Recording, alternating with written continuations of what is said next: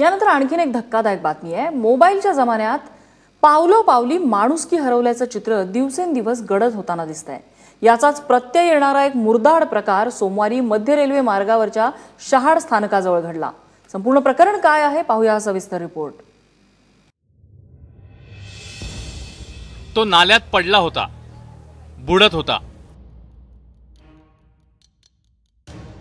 त्याला एकटाच वाचवत होता आणि बाकीचे सगळे व्हिडिओ काढण्यात गुंग होते। मी सध्या शहाड रेल्वे स्थानकाच्या बाजूने वाहणाऱ्या नाल्याच्या परिसरामध्ये आहे। आपण पाहू शकता हाच तो नाला आहे ज्या नाल्यामध्ये काल 2 तरुण लोकलमधनं पडलेले होते। वरच्या बाजूला जर आपण पाहिलं तर रेल्वे लाईन आहे, रेल्वे गाड्यांची ये जा या ठिकाणाहून होत असते आणि लोकलमधनं याच नाल्यात ते 2 तरुण पडले होते। त्यापैकी एक जो तरुण आहे तो उठून या ठिकाणाहून पळून गेला, तर दुसरा जो तरुण आहे तो या ठिकाणाहून वाहत वाहत बाहेरच्या बाजूला गेला। या नाल्यातून बाहेर शहाडचा जो मुख्य रस्त्याचा जो उड्डाणपूल आहे, शहाड पूर्व आणि पश्चिम भागाला जोडणारा, त्याच्या बाहेर नाल्यामध्ये हा तरुण अडकून राहिला होता। मात्र यावेळी कुणीही त्याला वाचवण्यासाठी पुढे आलं नाही, तर प्रत्येकानंच आपापले मोबाईल काढले आणि त्या तरुणाचं चित्रीकरण करण्यात, त्याचे फोटो काढण्यात धन्यता मानली आणि त्यातच वेळीच उपचार न मिळाल्यामुळे या तरुणाचा जागीच मृत्यू झालेला आहे। ही घटना पाहणाऱ्यांनी मोबाईलसाठी खिशात हात घालण्याऐवजी तोच हात मदतीसाठी पुढे केला असता तर तरुणाचे प्राण वाचू शकले असते।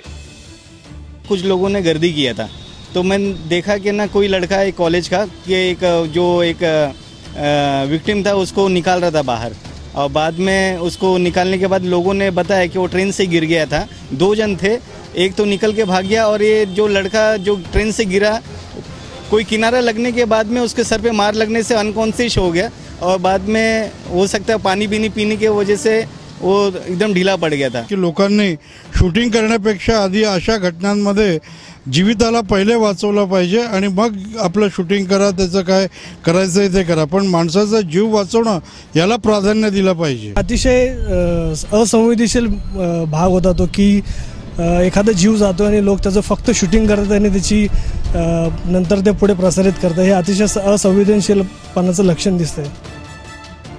तो मुलगा या नाल्यात कसा पडला, तो का बुडाला, याचा तपास आता पोलीस करतायत।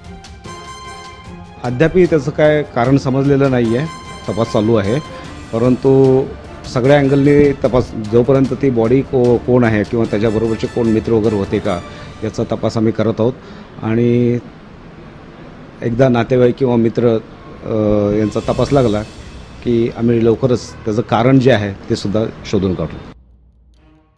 सोशल मीडियाच्या नादापायी लोकांना जीवापेक्षा लाईक्स आणि फॉलोअर्स महत्त्वाचे वाटतात। ही सुखासीन बघेगिरी घातक आहे, कारण ती माणसाला माणसापासून दूर करणारी आहे। निनाद करमरकर, एबीपी माझा, कल्याण।